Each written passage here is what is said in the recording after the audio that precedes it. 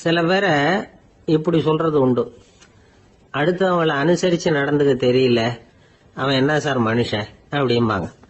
சக மனிதர்களோட எப்படி பழகிறது அப்படின்னு தெரியாததுனாலேயே பல பேர் இன்னைக்கு சங்கடப்பட்டு இருக்கிறாங்க.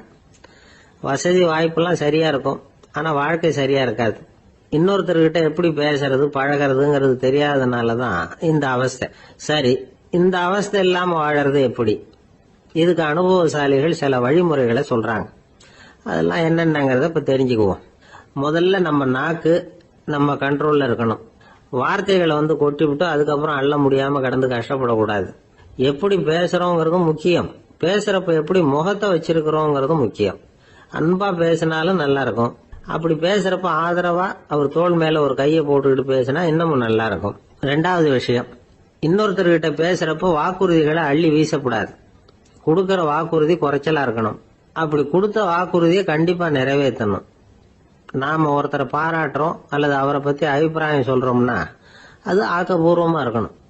நம்ம பாராட்டு அல்லது விமர்சனம் அடுத்தவருடைய முன்னேற்றத்துக்கு உதவுறது மாதிரி இருக்கணும். நாம சொல்றதை கேட்டுட்டு அவன் தலையில கையை வச்சுட்டு உட்காந்துடக்கூடாது.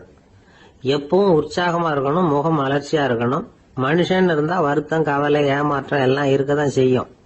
அதெல்லாம் மனசுல இருக்கட்டும். அந்த வருத்தமும் கவலையும் ஏமாற்றமும் சேர்ந்துகிட்டு நம்ம முகத்துல இருக்கிற மலர்ச்சியை மூடி மறைக்கிறதுக்கு நாம இடம் கொடுத்துடக்கூடாது. எந்த விஷயத்த பத்தி யாருகிட்ட பேசினாலும் வெளிப்படையா பேசணும், திறந்த மனசோட பேசணும். மூடி மறைச்சி முன்னு மூங்கிக்கிட்டு இருக்கக்கூடாது. இன்னொருத்தர்கிட்ட பேசுறப்போ விவாதம் பண்ணுங்க, அது தப்பு இல்லை. ஆனா வாதாடிக்கிட்டு இருக்கக்கூடாது. அதாவது என்ன சொல்றாங்கன்னா, டிஸ்கஸ் பண்ணலாம், ஆர்கியூ பண்ணக்கூடாதான். நம்ம கிட்ட இருக்கிற நல்ல குணங்களை நாம எடுத்து சொல்லிட்டு இருக்கக்கூடாது.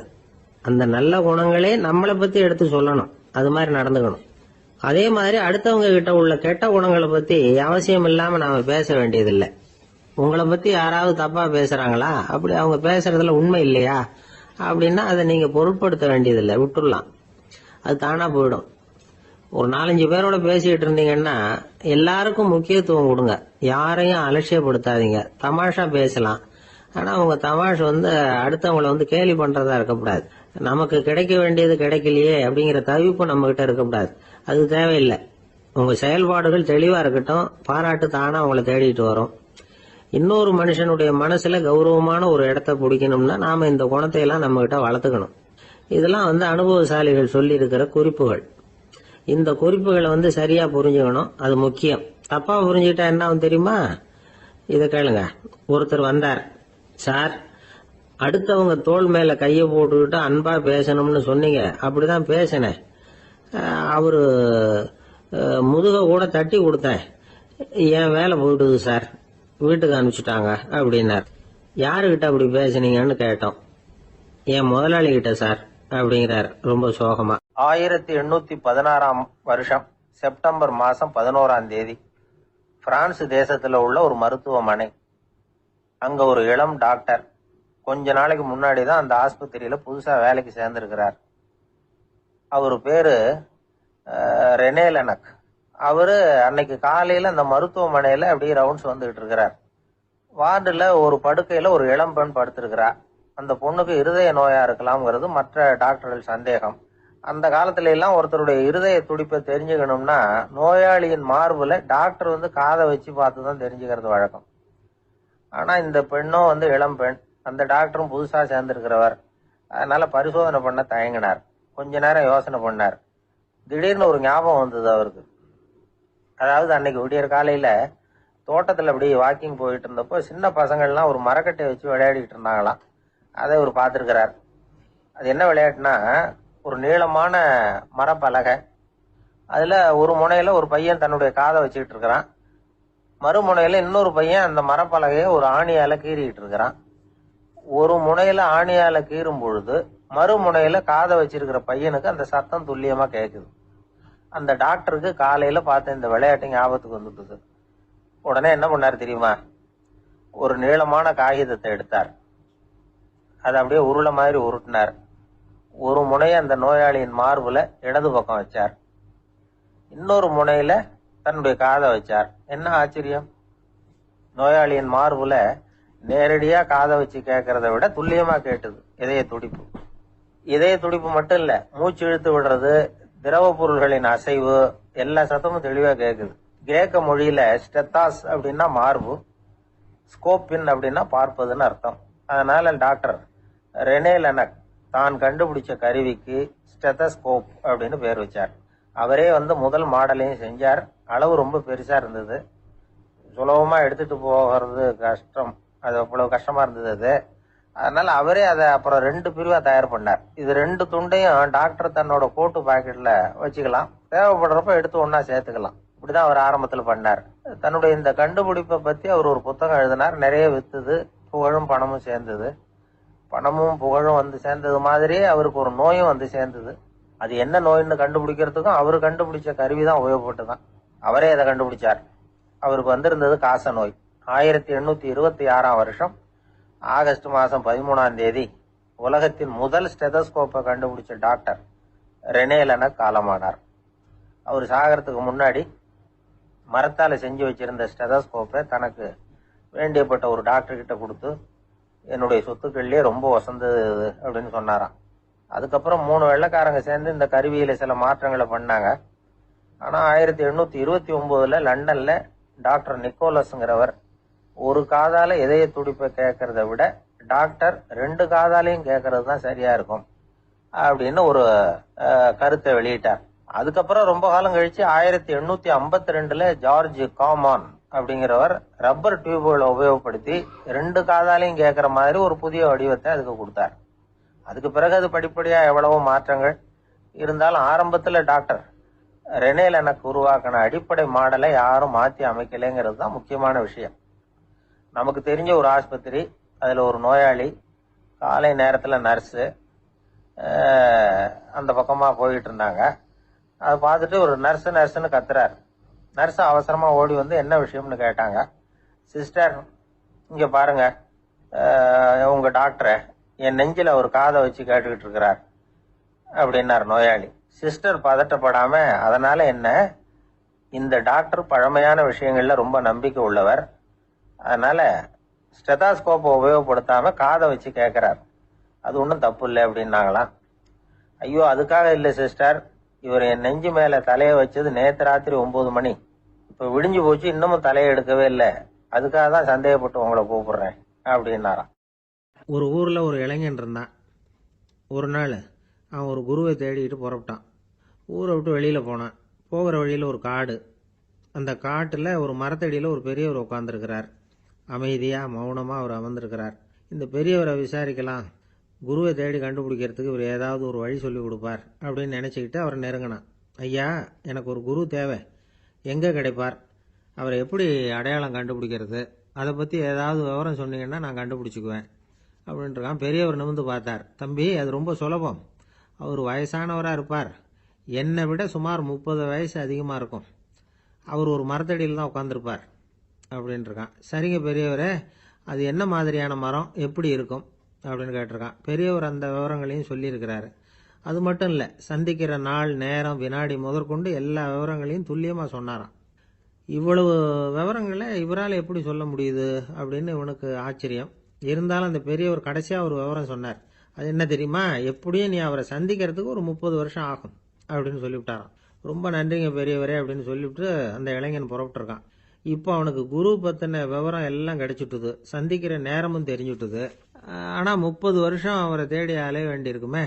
அவன் தேட ஆரம்பிச்சான். காடு மலை எல்லாம் சுத்தி அலைஞ்சான். பல வருஷங்கள் தேடினான். அழுத்து போயிட்டான். கடைசியில அவனுக்கும் வயசாயிட்டுது. கடைசியில தன்னுடைய சொந்த ஊருக்கே திரும்பி போயிட்டு இருந்தான். அங்க ஒரு மரத்தடியில அவன் தேடிட்டு இருந்த குருநாதர் கிடைச்சார். யார் அவருன்னா, 30 வருஷத்துக்கு முன்னாடி வழி சொல்லி கொடுத்தாருல அதே பெரியவர்.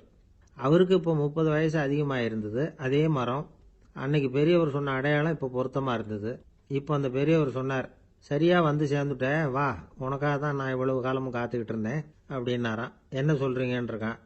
30 வருஷத்துக்கு முன்னாடி என்கிட்ட வந்தியே, அப்பவே என் காலம் முடிஞ்சு போயிருந்தது, அப்பவே என்ன உனக்கு அடையாளம் தெரியல, அதனால இவ்வளவு காலம் உனக்காக காத்துட்டு இருக்கும்படி ஆயிட்டுது அப்படின்னாராம். ஐயா, அப்பவே நீங்க சொல்லியிருக்கலாமே, இதுதான் 30 வருஷம் கழிச்சு நீ சந்திக்க போற இடம், நான் தான் உன்னுடைய குரு அப்படின்னு சொல்லியிருக்கலாமே அப்படின்ட்டுருக்கான். அந்த பெரியவர் சிரிச்சுக்கிட்டே இதுக்கு பதில் சொன்னாராம். நான் எவ்வளவோ விவரமா தான் சொன்னேன், நீ சரியா புரிஞ்சுக்கல. காரணம், அப்போ நீ போதுமான அளவுக்கு பக்குவம் பெற்றிருக்கவில்லை. அதனால புரியும் சக்தி இல்லாம போயிட்டுதப்போ 30 ஆண்டு காலம் நீ அலைஞ்சு தெரிஞ்சிருக்கிற. அது காரணமா இப்போ உனக்கு அந்த பக்குவம் வந்துட்டுது. அதனாலதான் அடையாளம் காண முடிஞ்சது. நானே உன்னுடைய குரு அப்படின்னாராம். இதுல இருந்து என்ன தெரியுதுன்னா, ஆன்மீகத்துல மாணவனாக சேர்றதுக்கு கூட ஒரு பக்குவத்தன்மை தேவைப்படுது. ஒரு பெரிய ஞானி, அவர்கிட்ட சீடனா இருக்க ஒருத்தன் வந்தான், எதிரில் நின்னா. ஞானி அவனை வெகு நேரம் உற்று பார்த்தார். அப்புறம் சொன்னார், சீடனா இருக்கிறது ரொம்ப சிரமம்னார். நான் தயாரா இருக்கிறேன்னா.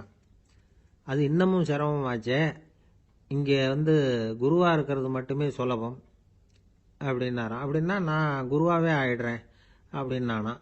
இது போலவே இந்த காலத்துல கதை ஒன்று உண்டு. ஒரு பள்ளிக்கூடத்துல வகுப்பு ஆசிரியர் மாணவனை திட்டிக்கிட்டு இருந்தார். டேய், நீ 100க்கு 10 மார்க்கு தான் வாங்கிட்டு இருக்க. இவ்வளவு மோசமா நீ படிச்சா கடைசியில மாடு மேய்க்கிறது கூட லாய்க்கு இல்லாதவனா ஆயிடுவ.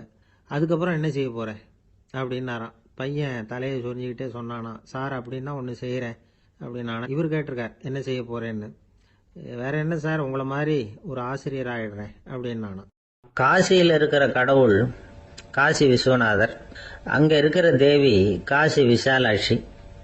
இவங்க 2 பேரும் ஒரு நாள் பேசிக்கிட்டு இருந்தப்போ கடவுள் சொன்னார், இந்த மனிதர்களை நாம ரொம்பவும் நம்பிக்கையோட தான் படைச்சிருக்கிறோம். இருந்தாலும் அவங்களுக்கு தான் நம்பிக்கை இல்லை, எதுலேயும் ஒரு உண்மையான நம்பிக்கை இல்லாமல் வாழ்ந்துகிட்டு இருக்கிறாங்க அப்படின்னார்.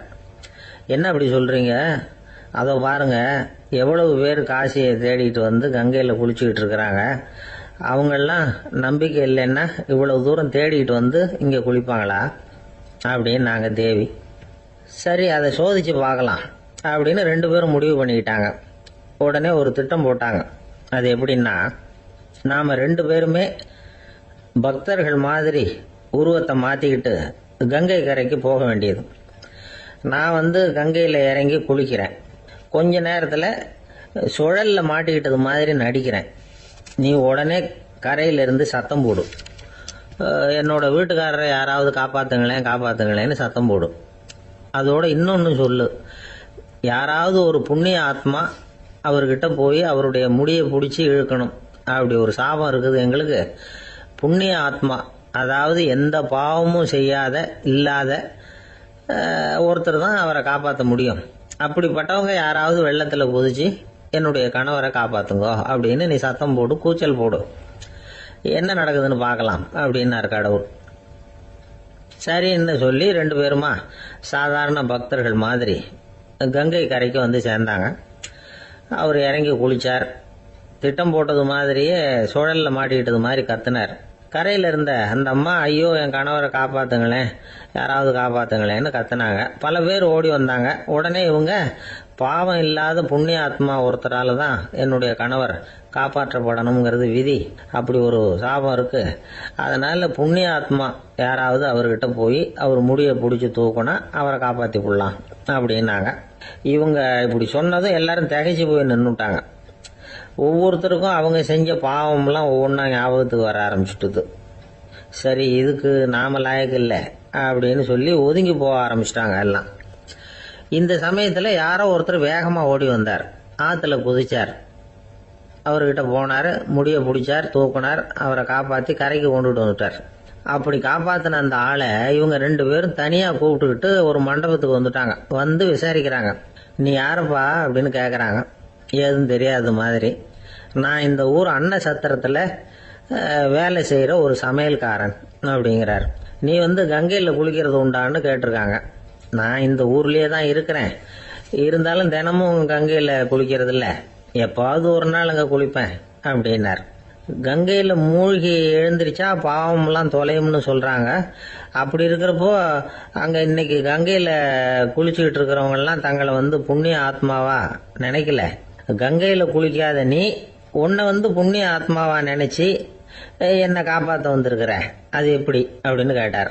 அதுக்கு அந்த ஆளு சொல்றான், கங்கையில் குதிச்சதுக்கு அப்புறம் தானே உங்களை காப்பாற்ற போறோம். அப்படி குதிக்கும் பொழுது என்னுடைய பாவம்லாம் போயிருக்கும்ல, நான் புண்ணிய ஆத்மாவா ஆயிருப்பேனே, அதனாலதான் துணிஞ்சு உங்களை காப்பாத்தினேன் அப்படின்னா. கடவுளும் தேவியும் அவனுக்கு காட்சி கொடுத்தாங்களாம். இப்படி ஒரு கதை உண்டு. அதாவது கங்கையில குளிச்சுக்கிட்டு இருக்கிறவங்களுக்கே தங்களுடைய பாவம் போகுங்கிற நம்பிக்கை பரிபூர்ணமா இல்லை, குளிக்காத ஒருத்தனுக்கு அந்த நம்பிக்கை இருந்தது. அதனால அவனால் கடவுளை பார்க்க முடிஞ்சது. கடவுளை நாமளும் பார்க்க முடியுமா முடியாதா அப்படிங்கிற குழப்பம்லாம் நமக்கு வேண்டியதில்லை. நம்பிக்கையோடு வாழணுங்கிற உண்மையை மட்டும் இந்த கதையிலேருந்து புரிஞ்சுக்கிட்டா போதும். ஏன்னா இந்த கதையை கேட்டுட்டு ஒரு நண்பன் குதர்க்கமாக ஒரு கேள்வி கேட்டான். ஏன் சார், கங்கையில் குளிச்சா பாவம் போயிடும்னு சொல்கிறீங்களே, நான் எனக்கு வேண்டாத ஒருத்தனை அழைச்சிட்டு போய் கங்கையிலேயே தள்ளி விட்டுட்டு அதுக்கப்புறம் அங்கேயே முழுக்க போட்டுட்டு நான் செஞ்ச பாவத்தை அதுலேயே கழுவி விட்டுட்டு மறுபடியும் உங்ககிட்ட வந்துடுறேன்னு வச்சுக்கோங்க, நீங்கள் என்னை புண்ணிய ஆத்மான்னு ஏற்றுக்குவீங்களா அப்படிங்கிறான். ஆள் கொஞ்சம் ஆசைந்தான், நம்மளே அங்கே அழைச்சிட்டு போனாலும் போயிடுவான். ஒரு மனுஷனுக்கு 3 விதத்தில் கர்வம் உண்டாகிறதுக்கு வாய்ப்பு உண்டு. பணம், பதவி, புகழ். பணம் அதிகமாக வந்தால் கர்வம் வரலாம், பதவி பெருசாக வந்துட்டுதுன்னா கர்வம் வரலாம், புகழ் அதிகமாக போனாலும் கர்வம் வரலாம். இந்த 3 வகையான கர்வத்துக்கும் இடம் கொடுக்காம இருக்கிறாங்க பாருங்க, அவங்க தான் சிறந்த மனிதர்கள். ஒரு பெரிய பொறுப்பில் இருக்கிறவங்களுக்கு கர்வம் வந்துடக்கூடாது. அப்படி வந்துட்டுதுன்னா அது எல்லாருக்கும் இடைஞ்சல். ஒரு ராஜா இருந்தார். அவர் ஒரு நாள் தன்னுடைய தலைநகரத்தை சுற்றி வந்துகிட்டு இருந்தார். ஒரு இடத்துல ஒரு அழகான நிலத்தை பார்த்தார். ஆஹா, இந்த இடத்துல நமக்குன்னு ஒரு மாளிகையை கட்டினா எவ்வளவு நல்லா இருக்கும் அப்படின்னு நினைச்சார். ராஜா நினைச்சா அது முடியாத காரியமா? சரி, இந்த நிலம் யாருக்கு சொந்தம்னு விசாரிங்க அப்படின்னார் பக்கத்தில் இருந்தவங்க கிட்ட. அவங்கெல்லாம் ஓடி போய் விசாரிச்சாங்க. அந்த இடம் ஒரு வயசான கிழவிக்கு சொந்தம், வயசான அம்மாவுக்கு சொந்தமா. அந்த அம்மா தான் அதில் ஒரு குடிசையை போட்டு குடியிருந்துட்டு இருக்கிறாங்க. சரி, அந்த நிலத்துக்கு ஒரு விலையை நிர்ணயம் பண்ணி அதை அந்த வயசான அம்மா கிட்ட கொடுத்துருங்க அப்படின்னு உத்தரவு போட்டார் ராஜா. ஆனால் அந்த அம்மா இது எங்கள் பூர்வீக இடம், இதை விற்க மாட்டேன் அப்படின்னு சொல்லிவிட்டுது. சரி, 2 பங்கு விலை கொடுக்குறோம்னு சொல்லி பாருங்க அப்படின்னாங்க. அப்படியே சொன்னாங்க அரண்மனை ஆட்கள். அதுக்கும் சம்மதிக்கலை அந்த அம்மா. இதை கேள்விப்பட்டதும் ராஜாவுக்கு கோபம் வந்துட்டுது. தன்னுடைய ஆளுங்களை கூப்பிட்டார். போய் அந்த குடிசையை பிரிச்சேறிங்க, காசெல்லாம் ஒன்றும் கொடுக்காதீங்க அப்படின்னு கத்தினார். அவ்வளோதான். அடுத்த நிமிஷம் அரண்மனை ஆசாமிகள் போனாங்க, குடிசையை பிரித்து எரிஞ்சாங்க. அந்த வயசான அம்மா இருக்கு, அதுவும் அந்த இடத்த விட்டு துரத்தி விட்டாங்க. அந்த இடத்துல ஒரு அரச மாளிகையை கட்டி முடிச்சுட்டாங்க. அந்த வயசான அம்மா பாவம், ராஜாவே இப்படி பண்ணால் யாருக்கிட்ட போய் முறையிட முடியும்? ஒரு ஞானி இருந்தார், அவர்கிட்ட போய் சொன்னாங்க. அவர் இவங்க சொன்னதை கேட்டு மனசில் வச்சுக்கிட்டார். ஒரு நாள் அந்த ராஜாவே இந்த ஞானியை கூப்பிட்டார். புதுசாக ஒரு மாளிகை கட்டியிருக்கிறேன், வந்து பாருங்கன்னு. சரின்னு சொல்லி இந்த பெரியவர் ஒரு நாள் இந்த மாளிகைக்கு போனார். சும்மா போகல, ஒரு கழுதையையும் ஓட்டிக்கிட்டு போனார். கொஞ்சம் சாக்குகள், வெத்து சாக்கு, அதையும் எடுத்து கழுதை முதுகில் போட்டு கழுதையை ஓட்டிக்கிட்டு போகிறார். ராஜா பார்த்தார். அவருக்கு இது ஆச்சரியமாக இருந்தது. என்ன இது, மாளிகைக்கு வந்துட்டு போங்கன்னு கூப்பிட்டா கழுதை சாக்கு இதெல்லாம் கொண்டு வராரு, ஒன்றும் புரியலையேன்னு நினைச்சார். எதுக்காக இதெல்லாம்னு கேட்டார். அரசருடைய தோட்டத்திலிருந்து கொஞ்சம் மண் எடுத்துகிட்டு போகிறதுக்கு ஆசைப்படுறேன், அதுக்கு நீங்கள் அனுமதி கொடுக்கணும் அப்படின்னாரு இவர். இது என்ன வேடிக்கையான கோரிக்கையாக இருக்குது அப்படின்னு நினைச்சார் ராஜா. இருந்தாலும் மண்ணு தானே கேட்குறாரு, எடுத்துகிட்டு போகட்டுமே அப்படின்னு நினைச்சார். சரின்னு அனுமதி கொடுத்தார். அந்த பெரியவர் தோட்டத்துக்கு போனார், மண்ணை வெட்டினார், சாக்கில் போட்டு நிரப்புனார். ராஜாவை கொஞ்சம் கிட்ட வாங்கன்னு கூப்பிட்டார். இந்த மண் மூட்டையை தூக்கி கழுதையோட முதுகில் வைக்கணும், கொஞ்சம் உதவி பண்ணுங்கன்னார். ஓ, பண்ணுறேனே அப்படின்னு சொல்லி ராஜா கிட்ட போனார். மூட்டையை தூக்கி பார்க்குறாரு, முடியல, திணறி போயிட்டார். இப்போ அந்த ஞானி பேசினாராம். அரசே, இந்த ஒரு சாக்கு மண்ணையே உங்களால் தூக்க முடியல, அந்த கிழவிகிட்ட இருந்து அந்த அக்கிரமமா அபகரிச்ச இந்த தோட்டம் பூராவையும் சுமக்கணும்னு ஆசைப்படுறீங்களே, அது உங்களால் முடியுமா அப்படின்னு கேட்டாராம். ராஜா யோசனை பண்ண ஆரம்பித்தார். தன்னுடைய செயலுக்காக வருத்தப்பட்டாராம். அந்த வயசான அம்மாவை உடனடியாக வரவழைச்சார். தாயே, தப்பு பண்ணிட்டேன், என்னை மன்னிச்சுக்குங்க, இன்னையிலேருந்து இந்த மாளிகையும் தோட்டமும் உங்களுக்கு தான் சொந்தம் அப்படின்னு சொல்லிவிட்டாராம்.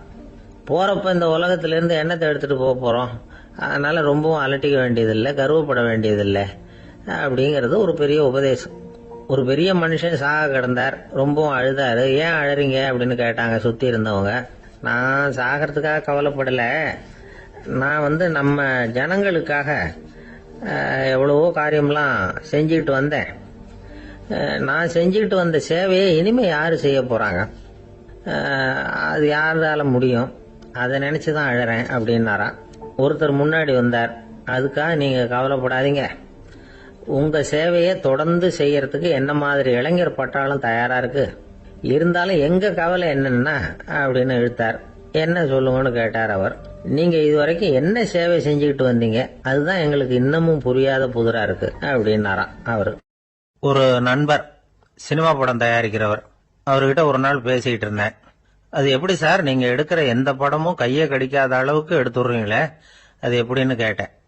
அது ஒன்றும் பெரிய விஷயம் இல்லை சார்.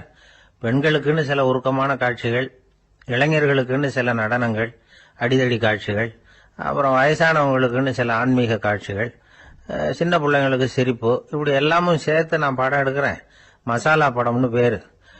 இது ரொம்ப பெருசா இல்லைன்னாலும் ஓரளவுக்கு சுமாரா ஓடிரும், கையை கடிக்காது அப்படின்னார். இது ஒரு உத்தி. சில பத்திரிகை ஆசிரியர்களும் இந்த உத்தியை கையாளுறது உண்டு. இந்த உத்திக்கு பார்னம் உத்தி அப்படின்னு பேரு. பார்னம் எஃபெக்ட் அப்படின்னு சொல்லுவாங்க. அதாவது ஃபீனியஸ் டி பார்னம் அப்படின்னு ஒருத்தர் அமெரிக்காவில் இருந்தாராம். அதாவது 19ஆம் நூற்றாண்டுல அமெரிக்காவில் கொடிகட்டி பறந்த ஒரு சர்க்கஸ் நிறுவனத்தின் அதிபர் அவர். இந்த உலகத்துல ஒவ்வொரு நிமிஷமும் ஒரு ஏமாளி பறந்துகிட்டே இருக்கிறான் அப்படிங்கிறது அவருடைய சித்தாந்தம். ஒவ்வொருத்தரையும் திருப்திப்படுத்துற அளவுக்கு அம்சங்களை கொஞ்சம் கொஞ்சமா கலந்து கேளிக்கை நிகழ்ச்சிகளை நடத்தினதுதான் அவருடைய மகத்தான வெற்றிக்கு காரணம். அதனால அந்த உத்தியை யாரு கடைபிடிச்சாலும் சரி, அதுக்கு பார்னம் உத்தி அப்படின்னு பேர் வந்துட்டுது.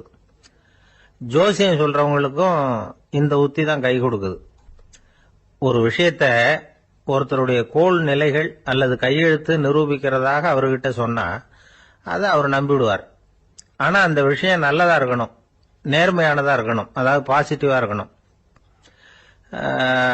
8ஆம் இடத்துல குரு, 9ஆம் இடத்துல சனி, நீங்க ஒரு பெரிய மேதை தான் அப்படின்னு சொல்லுவாங்க. கேட்கறவங்களுக்கு அதை மறுக்கிறதுக்கு மனசு வராது. அப்படி சொல்லும் பொழுது கூடவே என்ன கொஞ்சம் முன்கோபம் அதிகமா இருக்கும், இருந்தாலும் அது உடனே மறைஞ்சிரும் அப்படின்னு சில அற்ப விஷயங்களையும் சொன்னாலும் அதையும் சரிதான்னு சொல்லி ஒத்துக்குவாங்க. ஆளுமையை எடை போடுகிற ஒரு நிறுவப்பட்ட உத்தியின் மூலமாக தன்னுடைய குணாதிசயங்கள் கண்டுபிடிக்கப்பட்டதாக அவர் நம்புறதுதான் இதுக்கு காரணம். இந்த மாசம் பணத்தட்டுப்பாடு கொஞ்சம் இருக்கும், உடம்புல ஏதாவது கொஞ்சம் அசௌகரியம் இருக்கும், வீட்டுக்குள்ள லேசா மனஸ்தாபம் வரலாம், இது மாதிரி பொதுப்படையா சிலதை சொன்னாலே போதும், மக்களை நம்ப வச்சுடலாம். இதெல்லாம் நமக்கு மட்டும்தான் ஏற்படுது அப்படின்னு சொல்லி அவங்க நினைக்கிறது தான் காரணம். இதுதான் பார்னம் உத்திங்கிறது. மனிதர்கள் பாராட்டுகளை விரும்புறதும் விமர்சனங்களை வெறுக்கிறதும் பார்னம் உத்தியின் அடுத்த கூறு. அதனால ஒருத்தருக்கு ஜோசியம் சொன்னாலும் சரி, அவருடைய ஆளுமையை மதிப்பிடுறதாக இருந்தாலும் சரி, அவரை புகழற மாதிரி இருந்தாலும் சரி, அப்படி இருந்தாதான் அது சரியா இருக்கும். சாதகமான விஷயங்களை அதிகமாகவும் பாதகமான விஷயங்களை நாசூக்காவும் சொன்னா மக்கள் அதை நம்பிடுவாங்க. ஒருத்தரை கருமின்னு சொன்னா ஏத்துக்க மாட்டார். அதையே கொஞ்சம் மாத்தி நீங்க கொஞ்சம் சிக்கனமான ஆசாமி அப்படின்னு சொன்னா நீங்க சொல்றது சரிதான் சார் அப்படிம்பார். நீங்க பெரிய செலவாளி தான், இருந்தாலும் நல்ல விஷயங்களுக்கு தான் செலவழிப்பீங்க அப்படின்னு சொல்லணும். இப்படி இந்த பார்னம் உத்தியை கடைபிடிச்சு இன்னைக்கு வெற்றிகரமா காலம் தள்ளுறவங்க நிறைய பேர் இருக்கிறாங்க. இந்த உலகத்துல ஒவ்வொரு நிமிஷமும் ஒரு ஏமாளி பறந்துகிட்டே இருக்கிறான் அப்படிங்கிறது தான் ஃபீனியஸ் பார்னம் அவர்களுடைய நம்பிக்கை. அதை விட அடுத்தவங்களை ஏமாளியா நினைக்கிற மனுஷர்கள் தான் இன்னைக்கு உலகத்துல ரொம்ப அதிகம். ஒருத்தர் தன்னுடைய மேல் அதிகாரிகிட்ட போய், ஐயா ஒரு நாள் லீவு வேணும், என் தங்கச்சிக்கு கல்யாணம் அப்படின்னார். அவரு பார்த்தார், ஒரு 10 நிமிஷம் வெளியில இருங்கன்னார். 10 நிமிஷம் கழிச்சு கூப்பிட்டார், இத பாருங்க நீங்க சொல்றது பொய், இப்போ உங்க தங்கச்சிக்கு போன் பண்ணேன், அவங்க தனக்கு 2 வருஷத்துக்கு முன்னாடியே கல்யாணம் ஆயிட்டதாக சொல்றாங்க அப்படின்னார். உடனே இவரு சொன்னார், சார் இப்போ நீங்க சொல்றதும் பொய்யாதான் இருக்கணும், ஏன்னா நிஜமா எனக்கு ஒரு தங்கச்சியே கிடையாது அப்படின்னார். ஒரே ஒரு ஊர்ல ஒரு ராஜா இருந்தார். அவர் பேர்ல மக்களுக்கு ரொம்ப மரியாதை. அவ்வளவு நல்லா ஆட்சி புரிஞ்சுக்கிட்டு வந்தார். அவருக்கு வயசாயிட்டுது. அதனால ஒரு நாள் அமைச்சரை கூப்பிட்டார், இத பாருங்க எனக்கு வயசாயிட்டுது, அதனால இந்த அரச பொறுப்பை எல்லாம் நீங்க ஏத்துக்குங்க அப்படின்னார்.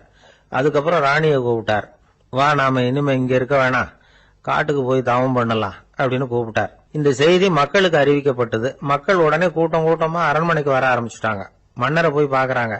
அரசே, தாங்கள் எங்களுக்கு தந்தை மாதிரி, நீங்க காட்டுக்கு போயிட்டா நாங்கள்லாம் இங்க எப்படி இருக்க முடியும், எங்களுக்கெல்லாம் எந்த துன்பமும் இல்லாம பாத்துக்கிட்டு வர்றீங்க, இது மாதிரியான ஒரு அரசாட்சி இல்லைன்னா மக்கள் வாழ்ந்து என்ன பயன் அப்படின்னாங்க.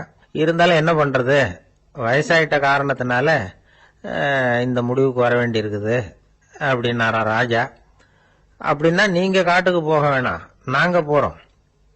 நாங்க அங்க போய் தவம் பண்றோம், வழிபாடு பண்றோம், கடவுள் வருவார், அவர்கிட்ட வரம் வாங்கிட்டு வந்துடுறோம் அப்படின்னாங்களாம். அப்படி சொல்லிவிட்டு உடனே எல்லாரும் காட்டுக்கு போனாங்க. நாட்டு மக்கள் எல்லாரும் ஒட்டு மொத்தமா வந்து காட்டுல உட்காந்துக்கிட்டு தவம் பண்றத பார்த்தார் கடவுள். உடனே புறப்பட்டு வந்தார். எல்லாரும் இப்படி வந்து உட்கார்ந்து இருக்கிறீங்களே, என்ன வேணும் உங்களுக்கு அப்படின்னு கேட்டார். உடனே மக்கள் எல்லாரும் ஒரு குரல்ல சொன்னாங்க, சுவாமி, எங்கள் மன்னன் ரொம்ப நாளைக்கு நல்லபடியா இருக்கணும், அவர் வந்து மகிழ்ச்சியாகவும் உடல் நலத்தோடும் இருந்தாதான் நாங்க அமைதியா வாழ முடியும் அப்படின்னாங்க. சரி, அதுக்கு என்ன செய்யணும் அப்படின்னாரு ஆண்டவன். எங்க மன்னருக்கு இன்னும் ஒரு 100 வருஷம் ஆயுள கொடுங்க அப்படின்னாங்க. அவ்வளவுதானே, சரி அப்படியே ஆகட்டும் அப்படின்னு சொல்லிவிட்டு ஆண்டவன் போயிட்டார். மக்கள் மகிழ்ச்சியோட திரும்பி வந்தாங்க. மன்னா, கடவுள் வரம் கொடுத்துட்டார், நீங்க 100 வருஷம் வாழ போறீங்க அப்படின்னாங்க. இதை கேட்டதும் ராணி ராஜாவை வணங்கி நான் தவம் செய்ய போறேன் அப்படின்னு புறப்பட்டாங்க. உடனே மக்கள் என்ன நினைச்சாங்க தெரியுமா? ஐயோ, நாம ராஜாவுக்கு மட்டும்தானே நீண்ட ஆயுள் வேணும்னு வரம் வாங்கணும், ராணிக்கு வாங்கலையே, அதுதான் கோபத்துல புறப்பட்டாங்க போல இருக்கு அப்படின்னு நினைச்சு வருத்தப்பட்டாங்க. ஆனா ராணி நினைச்சது அது இல்ல. ராணி போய் தவம் பண்ணாங்க, கடவுள் காட்சி கொடுத்தார். இவங்க கேக்குறாங்க, சுவாமி, ராஜாவுக்கு மட்டும் 100 வருஷம் ஆயுள்னு வரம் கொடுத்துட்டீங்க, அப்படின்னா குடிமக்களும் 100 வருஷம் இருக்கணும். இப்படிப்பட்ட குடிமக்கள் இல்லைன்னா அப்படிப்பட்ட அரசன் இருந்து என்ன பிரயோஜனம் அப்படின்னாங்களாம். ஆண்டவன் பார்த்தார், சரி அவங்களும் 100 வருஷம் வாழ்வாங்க, அது மட்டும் இல்ல நீயும் 100 ஆண்டு காலம் வாழ வரமளிக்கிறேன் அப்படின்னு சொல்லிவிட்டு மறைஞ்சிட்டார். இதுல ஆண்டவன் வர்றதும் மறையறதும் முக்கியம் இல்ல. இதுல கவனிக்க வேண்டியது ஆள்கிறவனின் விசால மனம், குடிமக்களின் விசால மனம், ஆள்கிறவன் மனைவியினுடைய விசால மனம். இப்படி ஒரு நாடு இருந்துட்டுதுன்னா எப்படி இருக்கும் வாழ்க்கை நினைச்சு பாருங்க. அதனாலதான் பெரியவங்க எல்லாம் சொல்றாங்க, இதய வாசல் திறந்தே இருக்கணும், இதயத்தின் கதவுகளை மூடாதீங்க அப்படின்னு சொல்லுவாங்க. என்கிட்ட ஒருத்தர் சொன்னார், என்னுடைய இதய வாசல் எப்பவும் திறந்தே தான் இருக்குதுன்னார். எதனால் அப்படி சொல்றீங்க அப்படின்னு கேட்டோம். டாக்டரே சொல்லிவிட்டார், என்னுடைய இதயத்துல ஒரு ஓட்டை இருக்குது அப்படின்னு, வாழ்வு சரியில்லையா அப்படிங்கிறார். ராமகிருஷ்ணர் வாழ்ந்த காலத்துல நடந்த ஒரு நிகழ்ச்சி இது. அப்போ ஒரு ஓவியர் இருந்தாராம். அவருக்கு ஒரு ஆசை, ராமகிருஷ்ணர் படத்தை வரையணும், அதை அவர்கிட்டயே கொண்டுட்டு போய் காட்டி அபிப்பிராயம் கேட்கணும். இதுதான் அந்த ஓவியரின் ஆசை. உடனே ராமகிருஷ்ணர் படத்தை வரைஞ்சி முடிச்சார். அதை எடுத்துக்கிட்டு போனார். இவர் போன சமயம் அங்க ராமகிருஷ்ணர் சீடர்களோட உட்கார்ந்துருக்கிறார். விவேகானந்தர் அங்க இருக்கிறார். இந்த ஓவியர் கொண்டுகிட்டு போய் தான் வரைந்த ஓவியத்தை அவர்கிட்ட காட்டினார். ராமகிருஷ்ண பரமஹம்சரின் ஓவியத்தை ராமகிருஷ்ணர்கிட்டயே காட்டுறார். ராமகிருஷ்ணர் என்ன பண்ணார் தெரியுமா? அந்த படத்தை பார்த்தார். உடனே அது காலை தொட்டார். குருதேவருடைய இந்த செயல் சீடர்களுக்கு ரொம்ப வியப்பை உண்டு பண்ணிச்சு. சில பேர் மனசுக்குள்ளேயே ரொம்ப குழம்பி போக ஆரம்பிச்சுட்டாங்க, என்ன இப்படி பண்றாருன்னு. என்ன இது அவரோட படம், அவரே அவரோட படத்தின் காலை தொடுறார் அப்படின்னு யோசிச்சாங்க. சில பேர் ஒன்னும் புரியாம ஒருத்தர் பார்த்து சிரிச்சுக்கிட்டாங்க. அந்த இடத்துல சீடர்கள் மட்டும் இல்ல, சீடர் அல்லாத பல பேர் இருந்தாங்க.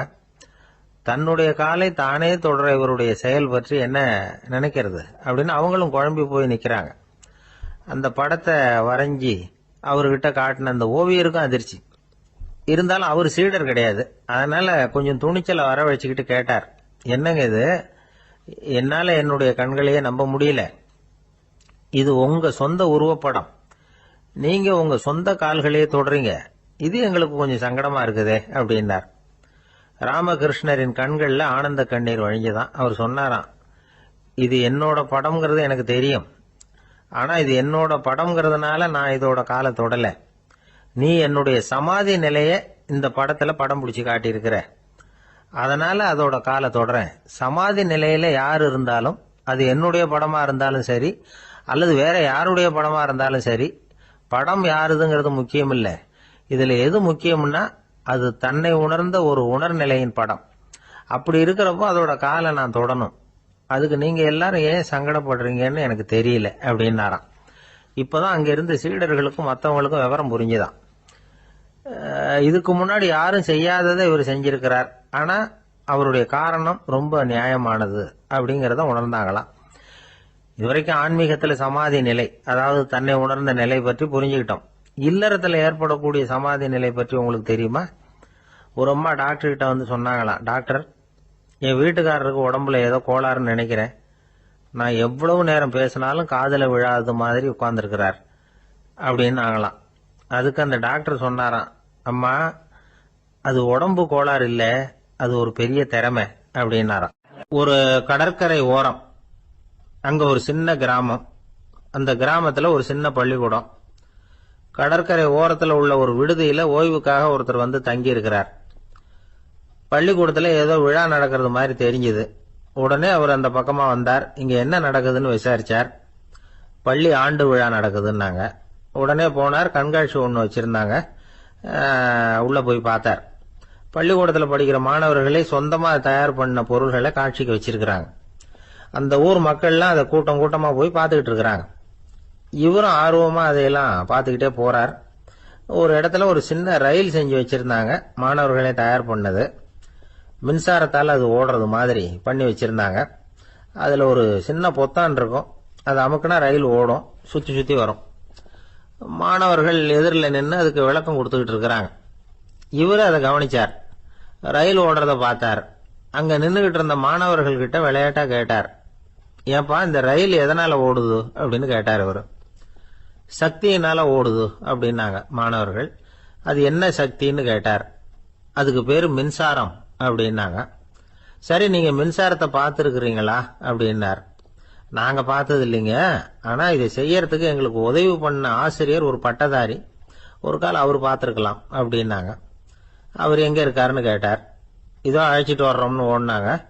அவர் அழைச்சிட்டு வந்தாங்க. அவர்கிட்ட ஒரு பெரியவர் கேட்டார், மின்சாரத்தை நீங்க பார்த்துருக்கிறீங்களா அப்படின்னு. மின்சாரத்தை பார்க்கறதாவது நான் பார்த்ததே இல்லை. நான் பார்த்தது அது செயல்படுற விதத்தை தான். அது விளக்க வந்து எரிய வைக்குது, ரயில ஓட வைக்குது, இது மாதிரி எத்தனையோ எந்திரங்களை வந்து செயல்பட வைக்குது. ஆனா உண்மையிலேயே அது என்னன்னு எனக்கு தெரியாது. ஒருவேளை இந்த பள்ளிக்கூடத்து தலைமை ஆசிரியருக்கு தெரிஞ்சிருக்கலாம், ஏன்னா அவர் ஒரு மேல்நிலை பட்டதாரி அப்படின்னாராம் அவரு. சரின்னு போய் தலைமை ஆசிரியரை கூப்பிட்டுக்கிட்டு வந்தாங்க. அவர்கிட்டயும் இதே கேள்வி கேட்டாராம் அவரு. மன்னிக்கணும், இந்த கேள்வி இதுவரைக்கும் யாரும் என்கிட்ட கேட்டதில்ல. சக்தியை யாரும் பார்க்க முடியாது, ஆனா அது செயல்படும் விதத்தை தான் பார்க்க முடியும் அப்படின்னாராம் அவரு. இப்போ இதுவரைக்கும் கேட்டுக்கிட்டு இருந்த பெரியவர் சிரிச்சார். சிரிச்சுட்டு சொன்னாராம், சரி, அதுக்காக ஒன்றும் கவலைப்படாதீங்க, என்னுடைய பெயர் தாமஸ் ஆல்வா எடிசன் அப்படின்னாராம். இதை கேட்டதும் அங்க இருந்தவங்களுக்கெல்லாம் அதிர்ச்சி, ஆச்சரியம். என்னது, நீங்க தானா எடிசன்? நீங்க எவ்வளவு மின்சார கருவிகளை உண்டாக்கி இருக்கிறீங்க, நீங்களா இந்த கேள்வி கேட்டது அப்படின்னாங்களாம். ஆமா, நான் தான் கேட்கிறேன், ஏன்னா நானே மின்சாரத்தை பார்த்தது கிடையாது அப்படின்னாராம் அவரு. அன்புங்கிறது இப்படிப்பட்டதுதாங்கிறார் ஓஷோ. அன்புங்கிறது நம்ம உடற்கூறு அமைப்பில் இல்லை, அது நம்ம உடம்புல உள்ள சுத்த சக்தியின் வெளிப்பாடு. அதை உணரத்தான் முடியுமே தவிர பார்க்க முடியாது. அன்பே உன்னை வந்து நான் என் இருதயத்தில் வச்சிருக்கிறேன் அப்படின்னு எல்லாம் சொல்லுவான். இதெல்லாம் சும்மா. இது வந்து டாக்டர்கள் சொல்ற இருதயம் கிடையாது.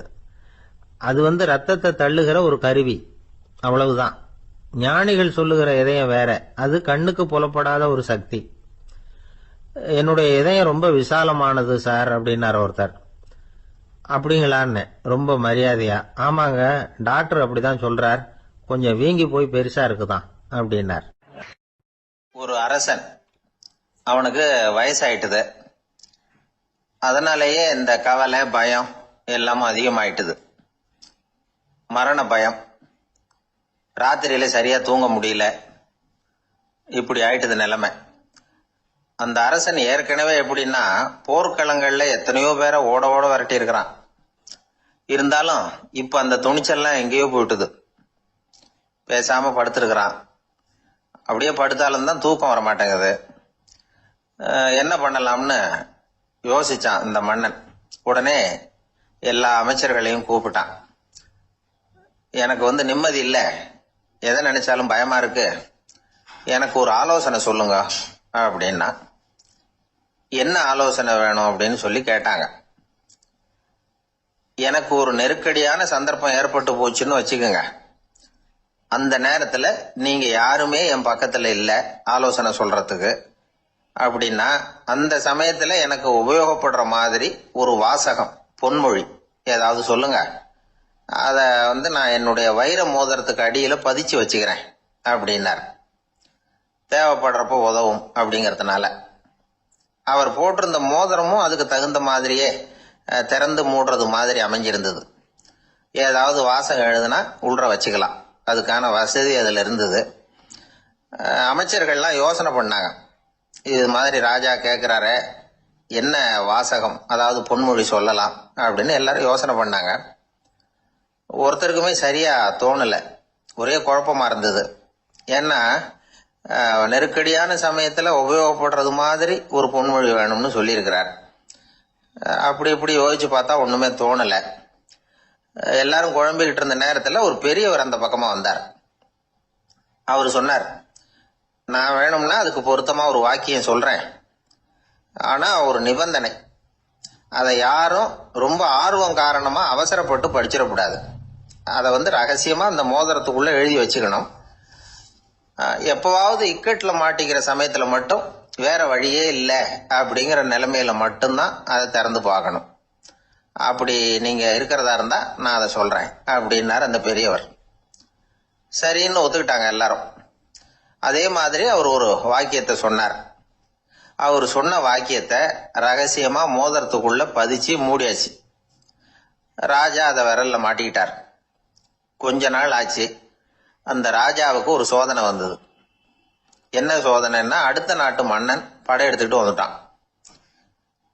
அவன் இவர்கிட்ட ஏற்கனவே தோத்து போனவன், ஒரு வெறியில வந்திருக்கிறான். தோற்று போனவன் மறுபடியும் சண்டைக்கு வந்தா எப்படி வருவானோ அப்படி வர்றான். ஒரு வெறியில வந்தா ஜெயிச்சுட்டான். என்னாச்சு இவரோட நிலைமைன்னா, நாட்டை இழந்துட்டார், எல்லாத்தையும் இழந்துட்டார். கடைசியா ஒரு அடிபட்ட குதிரையில ஏறி தப்பிச்சு போயிட்டார், வேற வழி இல்லைன்னு. பின்னாடி துரத்திக்கிட்டு வராங்க. இவர் ஒரு மலை உச்சிக்கு போயிட்டார், அதுக்கும் அப்பால போக முடியாது. ஏன்னா அந்த பக்கம் பயங்கர பள்ளம். உல்லாச பயணிகள் கண்டு கழிக்கிற இடம் அது. ஆனா இவருக்கு அது சாவு பயணத்தின் வாசல், திரும்பவும் முடியாது. அவ்வளவு குறுகிய பாதை அது, வேற வழியே இல்லை. இந்த நேரம் சூரிய ஒளி மோதிரத்துல பட்டு மின்னிச்சு. உடனே இவருக்கு ஞாபகம் வந்தது. மோதிரத்தை திறந்து படிக்கிறார். அதுல இருந்த வாசகம், இந்த நிலையும் மாறிவிடும், this too will pass away. அவருக்கு ஒரு தைரியம் வந்தது. பின்னாடி வந்தவங்களும் திசை மாறி வேற எங்கேயோ தேடி போயிட்டாங்க. அவங்க விரட்டிக்கிட்டு வரலன்னா இவ்வளவு அழகான ஒரு இடம் இருக்கிறதே எனக்கு தெரியாம போயிருக்குமேன்னு நினைச்சார். இவ்வளவு அழகை ரசிக்கிறதுக்காக ஒரு நாட்டையே கூட இழக்கலாம்னு தோணுச்சு அவருக்கு. அமைதியா அந்த அழகை ரசிச்சார். எதிரிகள்லாம் எங்கேயோ போயிட்டாங்க. மன்னர் நாடு திரும்பினார். மறுபடியும் படைகளை திரட்டினார். கொஞ்ச நாள்ல படை எடுத்துக்கிட்டு போனார். யாருகிட்ட தோத்து போனாரோ அவரையே வெற்றி கண்டு திரும்பி வர்றார். வரவேற்பு விழா பிரமாவப்படுது. ஆடல் பாடல் கோலாகலம். இதை பார்த்ததும் அந்த ராஜாவுக்கு தலகால புரியல. நம்மளை இனிமே யாராலையும் ஜெயிக்க முடியாதுன்னு நினைச்சார். அகம்பாவம் லேசா எட்டி பார்த்தது. இப்ப மறுபடியும் சூரிய ஒளிப்பட்டு மோதிரம் மின்னிச்சு. அதை திறந்து மறுபடியும் படிக்கிறார். இந்த நிலைமையும் மாறிவிடும், this too will pass away. அவ்வளவுதான். அவர் மனசு அடங்க ஆரம்பிச்சுட்டுது, ஆணவம் போயிட்டுது. இதுல இருந்து நாம தெரிஞ்சுக்க வேண்டியது என்னன்னா, எந்த சூழ்நிலையிலையும் நாம கவலைப்பட வேண்டியதில்லை. ஏன்னா இங்க எதுவுமே நிரந்தரம் இல்லை. அந்த ராஜா மாதிரியே நம்ம ஆளு ஒருத்தன் ஒரு மோதிரம் போட்டிருந்தான், அதுக்குள்ள அவன் எழுதி வச்சிருந்த வாசகம் எதுக்கும் கவலைப்படாதே அப்படிங்கிறது தான். ஒரு நாள் பயங்கரமான கவலையோட உட்காந்துருந்தான். பக்கத்துல இருந்தவங்க சொன்னாங்க, இது மாதிரி சந்தர்ப்பத்துலதான் நீ உன் மோதிரத்தை திறந்து பார்க்கணும்னாங்க. இவனுக்கு கவலையோட எரிச்சலும் சேர்ந்துகிட்டது. அது எப்படி முடியும், இப்ப திருட்டு போனது என்னோட அந்த மோதிரம் தானே அப்படின்னு சொல்லிவிட்டு தலையில கை வச்சுட்டு உட்காந்துட்டான். இப்படிலாம் சொல்றது உண்டு. இருந்தாலும் நாம எந்த சூழ்நிலையிலையும் கவலைப்பட வேண்டியதில்லை அப்படிங்கிற உண்மையை புரிஞ்சுக்கணும். அப்படி கவலைய வெல்றதுக்கான வழி தெரிஞ்சுட்டதுன்னா வாழ்க்கையில வெற்றி நிச்சயம். இந்த உலகத்துல எத்தனை வகையான மனிதர்கள் இருக்கிறாங்க, ஒவ்வொரு மனிதனுமே ஒவ்வொரு வகை அப்படிங்கிறாங்க விஞ்ஞானிகள். மனிதர்களை 3 வகையா பிரிக்கலாம் அப்படின்னு சொல்றாங்க மெய்ஞானிகள். இவங்களை பத்திலாம் ஏற்கனவே நாம பேசியிருக்கிறோம். இப்ப டாக்டர் எட்வர்டு பேட்ச் அப்படிங்கிற நிபுணர் என்ன சொல்றாரு தெரியுமா? மனிதர்களை 7 வகையா பிரிக்கலாம்ங்கிறார். மனிதர்களின் மனநிலை அடிப்படையில அவங்களை 7 விதமா வகைப்படுத்துறார் அவர். சரி, அது என்ன 7 வகை? முதல் வகை என்னன்னா, பயந்த குணம் உள்ளவங்க. சார் ரொம்ப பயந்த சுபாவம், வீட்டுல கூட வாயே திறக்க மாட்டார், சாப்பிட போறப்ப மட்டும்தான் கொஞ்சம் வாயை திறப்பார், அப்புறம் மூடிக்குவார் அப்படின்னு சில பேரை பத்தி நாம பேசிக்கிறது உண்டு. இவங்கெல்லாம் இந்த வகை, அதாவது பயந்த குணம் உள்ளவர்கள் அப்படிங்கிற முதல் வகை. சரி, ரெண்டாவது வகை என்னன்னா சஞ்சலப்படுகிறவர்கள். எதுக்கு எடுத்தாலும் கலக்கம், குழப்பம், இப்படியே காலம் தள்ளிட்டு இருப்பாங்க. பல பேர் பார்த்துருப்பீங்க. அவங்கெல்லாம் இந்த வகை. மூணாவது வகை என்னன்னா யதார்த்த உலகை மறந்து கற்பனை உலகத்திலேயே மிதக்கிறவங்க.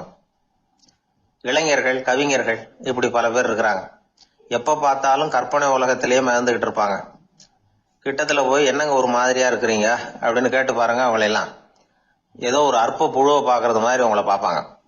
அதுவும் அந்த வானத்து நிலாவை பாருங்கள், அது என்னை வா வான்னு கூப்பிடுது, எனக்கு சீக்கிரத்துல ஒரு நாள் சிறகுகள் முளைக்கும், சிறகடித்து வானத்துல பறந்து போவேன், அந்த செல்ல நிலாவை கொஞ்சிவிட்டு வருவேன், இப்படிலாம் பேசிட்டு இருப்பாங்க. கொஞ்சிறது அப்புறம் இருக்கட்டும், இப்ப கஞ்சிக்கு வழியே பாருப்பா அப்படின்னா அதை காதுல வாங்க மாட்டாங்க. நாம ஏதோ இந்த உலகத்தை அனுபவிக்க தெரியாதவர்கள் மாதிரி நம்மளை அவங்க கவனிப்பாங்க. இப்படி ஒரு ரகம்.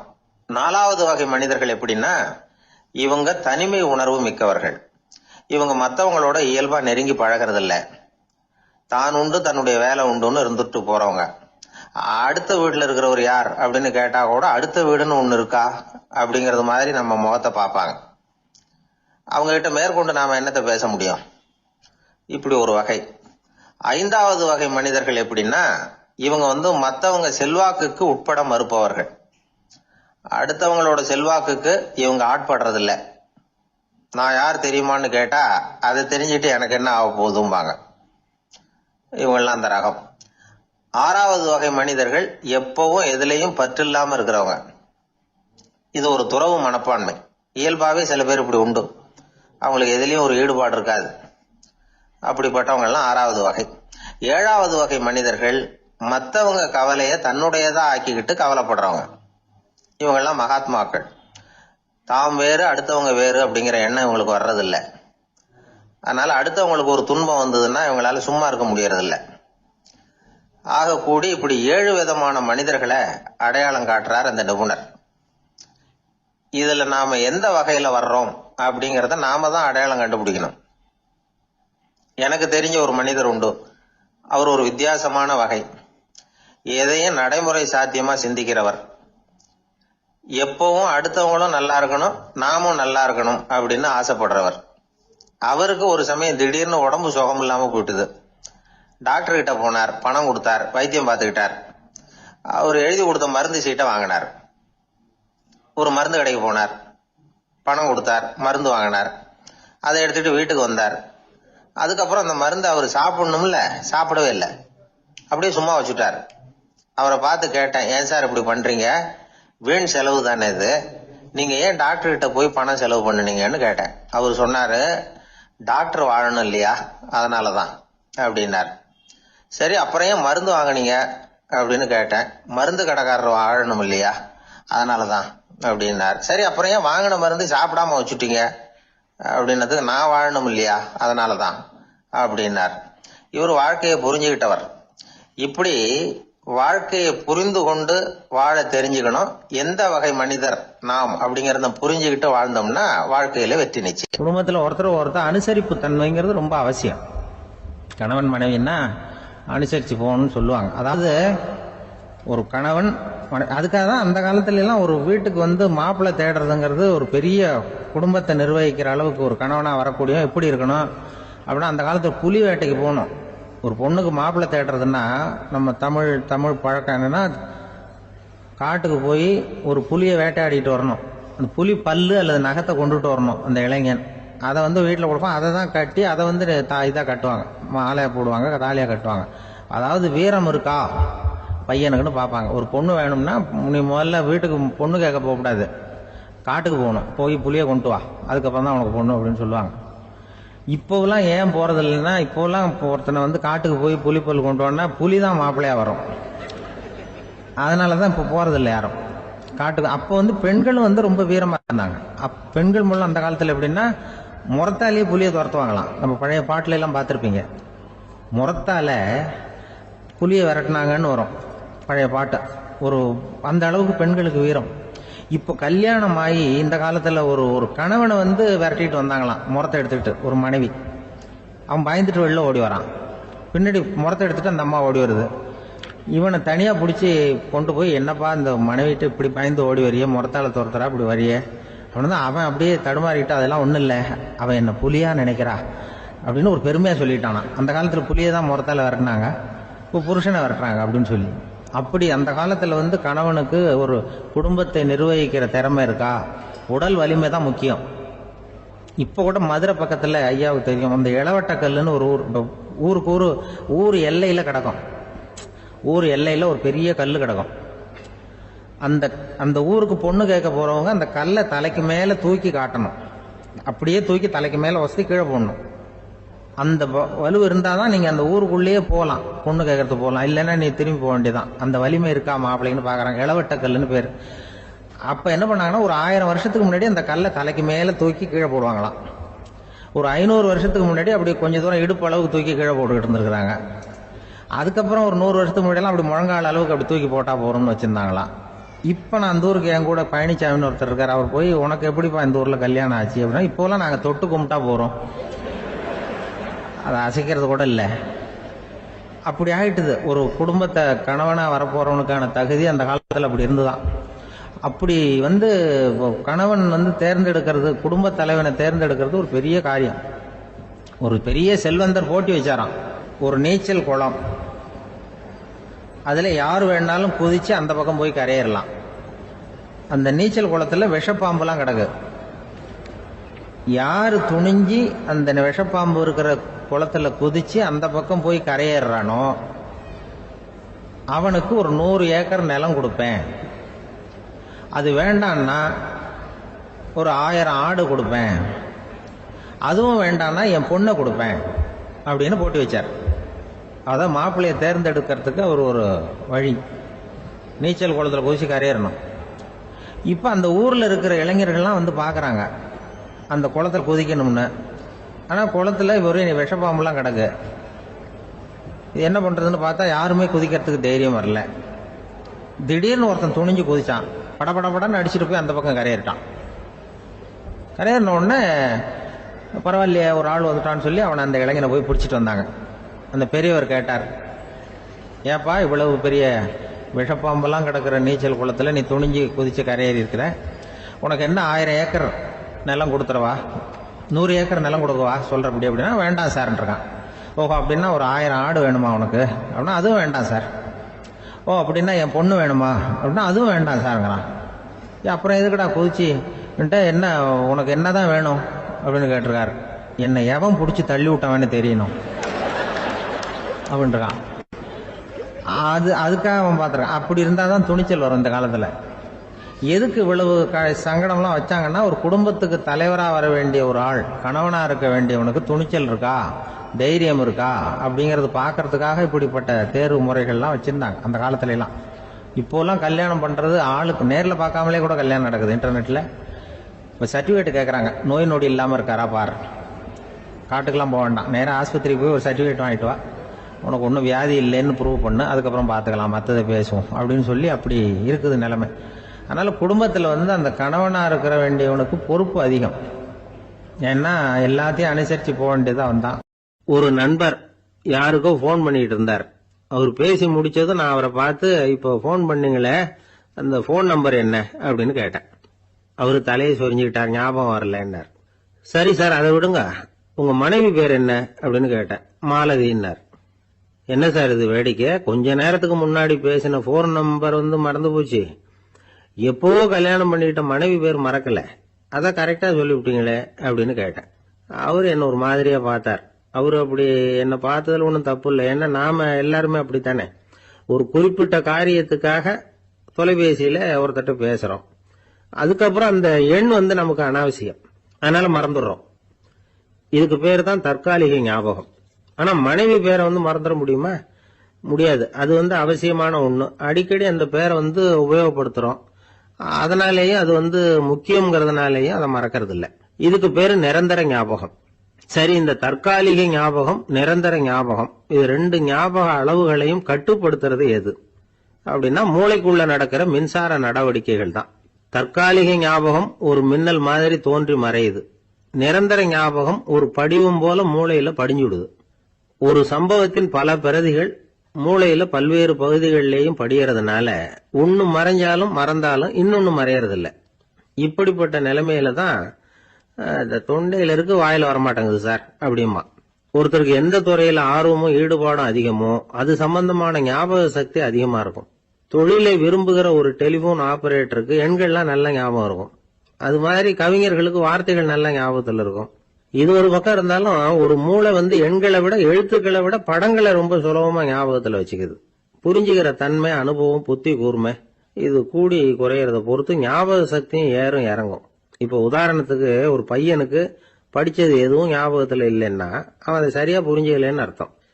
இந்த மறதிங்கிறது எந்த சமயத்துல ஒரு பிரச்சனை ஆகுது தெரியுமா?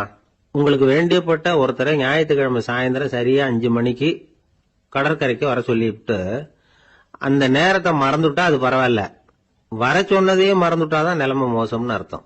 இப்படி இருந்தா இது சிகிச்சை எடுத்துக்க வேண்டிய நிலைமைங்கிறத புரிஞ்சுக்கணும். ஆமா, இதுக்கும் மருந்து இருக்கு. ஆனா மூளை குறிப்பிட்ட அளவுக்கு கீழே இயங்குறப்போ இன்னொன்னு சொல்லுவாங்க, இந்த நியூரோ டிரான்ஸ்மிட்டர் அப்படின்னு சொல்லுவாங்க. அப்படிங்கிற மூளை ரசாயனம் ரொம்பவும் குறைஞ்சு போறப்போ மட்டும்தான் உபயோகப்படும். டாக்டர் என்ன சொல்றாங்க தெரியுமா? மூளையை பொறுத்த வரைக்கும் அதுல ஞாபக சக்தி அதிகமா உள்ள மூளை, மறதி உள்ள மூளை அப்படின்னு ஒண்ணும் கிடையாது அப்படிங்கிறாங்க. நினைவு வச்சுக்கிறதுக்கு பயிற்சி அளிக்கப்பட்ட மூளை, பயிற்சியற்ற மூளை அப்படின்னு வேணும்னா சொல்லலாம் அப்படின்னு சொல்றாங்க. அதனால நம்ம ஞாபக சக்திங்கிறது நம்ம கிட்ட இருக்கிற பயிற்சி, முயற்சி இதை பொறுத்து தான் அமையும். ஒருத்தர் ஒரு பென்சிலை எங்கேயோ வச்சுக்கிட்டு தேடிக்கிட்டு இருந்தார். அப்புறம் என்னமோ தீவிரமா யோசனை பண்ணி அதை ஞாபகப்படுத்தி பாத்துக்கிட்டு இருந்தாராம். எதிரில் உட்கார்ந்து இருந்தவர் சொன்னார், பென்சிலை தானே தேடிட்டு இருக்கீங்க, அது உங்க வலது காதுல இருக்குது சார் அப்படின்னாராம் அவரு. இதுக்கு அவரு சொல்லியிருக்காரு, பென்சிலை வலது காதுல தான் வச்சிருக்கேங்கிறது எனக்கு நல்லா ஞாபகம் இருக்கு, ஆனா எது வலது காதுங்கிறது தான் மறந்து போச்சு அப்படின்னாராம். அவர் அதை தான் யோசிச்சுட்டு இருந்தார். இப்போ எப்படின்னா, ஒரு 600 வருஷத்துக்கு முன்னாடி மனுஷனுக்கு இருந்த நெருக்கடி இருக்கு பாருங்க. ஒரு 600 வருஷத்துக்கு முன்னாடி மனுஷனுக்கு எவ்வளவு நெருக்கடி இருந்ததோ அது போல 40 பங்கு இப்போ அதிகமாயிட்டு தான் கண்டுபிடிச்சு சொல்லியிருக்கிறாங்க. அவ்வளவு நெருக்கடிக்கு மத்தியில் நாம் வாழ்ந்துகிட்டு இருக்கிறோம். ஒரு 600 வருஷத்துக்கு முன்னாடி என் தலையில் 1 கிலோ வச்சுக்கிட்டு நின்னேன்னு வைங்க, இப்போ 40 கிலோ வச்சுக்கிட்டு நிற்கிறேன். அப்படி ஒவ்வொரு மனுஷனுக்கும் வாழ்க்கையில் நெருக்கடி அதிகமாக போச்சு. இப்போ இந்த நெருக்கடியில் முன்னாடிலாம் யாரோ ஒருத்தர் தான் தியானம் பண்ணுவாங்க. தியானம்னா ஒருத்தர் 2 பேர் காட்டுக்கு போய் தியானம் பண்ணிட்டு இருப்பாங்க 600 வருஷத்துக்கு முன்னாடி. இப்போ வீட்டுக்கு வீடு தியானம் நடக்குது. ஏன்னா அந்த அளவுக்கு வாழ்க்கையில் ஒரு நிம்மதி வேணும் அப்படின்னு சொல்லி பண்ணிட்டாங்க. அதுக்கு தான் இயற்கை கொடுத்துருக்கிற ஒரு இயற்கையான வைத்தியம் தான் சிரிப்புங்கிறது. இதை பற்றி பெரியவங்கள்லாம் இப்போ ஆராய்ச்சி பண்ணிட்டு இருக்கிறாங்க. சிரிப்புங்கிறது நாம் பிறந்து ஒரு 6 மாசத்துல தான் முதல் தடவையாக விவரமாக சிரிக்க ஆரம்பிக்கிறோமா. நம்ம பிறந்து 6 மாசத்துக்கு, அதாவது முதல் தடவை சிரிக்க ஆரம்பிக்கிறது ஒரு 6வது வாரம், 1.5 மாசத்துல தான் குழந்தை விவரமா சிரிக்க ஆரம்பிக்குது. அப்புறம் அப்படியே சிரிக்க ஆரம்பிக்கிறோம். அதெல்லாம் இப்போ கணக்கு எடுத்துருக்குறாங்க. ஒரு குழந்தை ஒரு நாளைக்கு 200 தடவை சிரிக்குதான் ஒரு குழந்தை. பெரியவங்கெல்லாம் 15 தடவை சிரிக்கிறாங்களாம். 200 தடவை சிரிச்சுக்கிட்டு இருந்த நாம அப்படியே குறைஞ்சி 15 ஆயிட்டு. அதனால தான் இருதய நோயெல்லாம் வருது, ஹார்ட் அட்டாக்லாம் வருதுன்னு கண்டுபிடிச்சிருக்கிறாங்க. 200 சிரிப்புக்கு அது இயல்புத்தன்மை, மனுஷனுடைய இயல்புத்தன்மை சிரிக்கிறது. அதுக்கு ஜோக்கே தேவைப்படாது. ஆனால் இப்போ காலங்காலமாக நாம் என்ன போதிக்கப்பட்டு வந்திருக்கிறோம்னா, சிரிப்புங்கிறது ஒரு பாவமான செயல். ஒரு முதலாளிக்கு முன்னாடி தொழிலாளி சிரித்தா மரியாதை குறைச்சல், ஒரு கணவனுக்கு முன்னாடி மனைவி சிரித்தா மரியாதை குறைச்சல், அது மாதிரி ஒரு வாத்தியாருக்கு முன்னாடி பையன் சிரித்தா மரியாதை குறைச்சல், ஒரு ஆஃபீஸருக்கு முன்னாடி பியூனு சிரித்தா மரியாதை குறைச்சல், இப்படின்னு சொல்லி சிரிப்புங்கிறது ஏதோ மரியாதை குறைவான செயல்னு காலங்காலமாக நாம் போதிக்கப்பட்டு வந்திருக்கிறோம். இப்போ மரபு ரீதியாகவே அந்த சிரிப்பு நம்மகிட்ட சிறைப்பட்டு இருக்குதான், அடங்கி போச்சு. அந்த சிறைப்பட்டு இருக்கிற சிரிப்பை வெளியில் கொண்டு வர்றதுக்கு தான் ஜோக்குன்னு ஒரு சாவியை போட வேண்டியிருக்கு. வேற இந்த ஜோக்குக்கும் சிரிப்புக்கும் சம்மந்தம் இல்லை. அதை ஏற்கனவே இருக்கிறத வெளில கொண்டு வரதுக்கு ஒரு சாவி மாதிரி உபயோகப்படுதுன்னு இப்போ அதை பற்றி ஆராய்ச்சி பண்ணுறவங்களாம் சொல்கிறாங்க. ஏன்னா சிரிப்புக்கு ஜோக்கு தேவைப்படாது. இப்போ ஒரு குழந்தை தொட்டிலில் படுத்துருக்குன்னு வைங்களேன், குழந்தை தொட்டிலில் இருக்குது, அது முகத்துக்கிட்ட போய் ஒரு கிளுகிழுப்பை ஆட்டுங்க சிரிக்கும். அந்த கிளுகிழுப்பை சத்தமே சிரிக்க வைக்கிறதுல அதுதான் மனுஷனுடைய இயல்புத்தன்மை. அது என்ன ஜோக்காது? சத்தம். ஒரு கிளுகிழுப்பையை கொண்டு போய் குழந்தை முகத்துக்கிட்ட ஆட்டினா சிரிக்குதே, அதுதான் இயல்புத்தன்மை. அதே கிளுகிழுப்பையை ஒரு தாத்தா மூஞ்சிட்டு ஆட்டுங்க, கோவம் வந்துடும், அடிக்க வருவார். என்னடா விளையாட்டு இது அப்படிமாரு. ஏன்னா அவர் சிரிச்சுக்கிட்டு இருந்தவர், அப்படி இருந்தவர் ஒரு காலத்தில். ஒரு கிளுகிழுப்பைக்கு சிரிச்சவர் ஒரு காலத்தில் இப்போ கோவப்படுறாருன்னா அந்த அளவுக்கு நம்ம மாறி போயிட்டே வந்துட்டு இருக்கிறோம். அதனால அந்த இயல்புத்தன்மை மாறாமல் இருக்கணுங்கிறது ரொம்ப முக்கியம். அதுக்காக எல்லாரையும் குழந்தையாக்க முடியாது. மனுஷன் எல்லாரும் இனிமேல் வயசுங்கிறது கூட ஆகிட்டே தான் இருக்கும். அதுக்காக குறைச்சிக்கிட்டே போக முடியாது. அதுக்கு யாராவது மருந்து கண்டுபிடிச்சாதான் உண்டு. ஆனால் ஒருத்தர் மருந்து கண்டுபிடிச்சாராம், சொல்லுவாங்க, ஒரு டாக்டர் வந்து ஒரு மாத்திரை கண்டுபிடிச்சாராம். ஒரு மாத்திரை சாப்பிட்டா ஒரு வயசு குறையும், ஒரு மாத்திரை சாப்பிட்டா ஒரு வயசு குறையும் அப்படின்னு ஒரு மாத்திரையை கண்டுபிடிச்சிருக்காரு. ஒரு பாட்டி அம்மா, 90 வயசு பாட்டி, அது போயிருக்கு. அதே டாக்டர்கிட்ட போய், ஐயா எனக்கு ஒரு பாட்டில் மாத்திரை கொடுங்க, இந்த வயசு குறையிற மாத்திரை அப்படின்றது.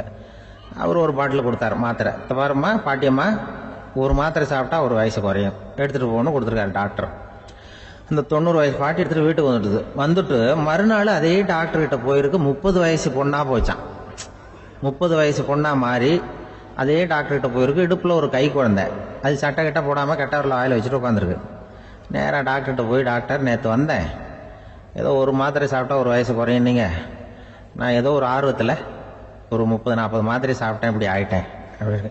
இப்போ டாக்டர் சொல்லியிருக்காரு, இதுக்கு ஏமா வருத்தப்படுற, எல்லாரும் வந்து வயசு குறையணும்னு தான் நினைக்கிறாங்க, உனக்கு வயசு குறைஞ்சிட்டுது, நீ சந்தோஷப்படு, இதுக்கே மறுபடியும் என்னட்ட வந்திருக்கிற அப்படின்னாரான் டாக்டர். அப்போ அந்த அம்மா சொல்லிச்சேன், அதை என்னை பற்றி பரவாயில்ல டாக்டர், என் இடுப்பில் பாருங்க கை குழந்தை, இது சட்டை கிட்ட போடாமல் உட்காந்துருக்கு, கட்டவரில் வாயில் வச்சுட்டு உட்காந்துருக்கு, இது ரொம்ப ஆர்வத்தில் ஒரு 70 மாத்திரையை சாப்பிட்டு விட்டுது, இது என் வீட்டுக்காரரு. இவர் வந்து இடுப்பு விட்டு கீழே இறங்க மாட்டேங்கிறாரு. நான் எதையாவது கொடுத்து இனிமேதான் வயசை கூட்டி இறக்கி விடுவேன் டாக்டர் அப்படின்னு தான்.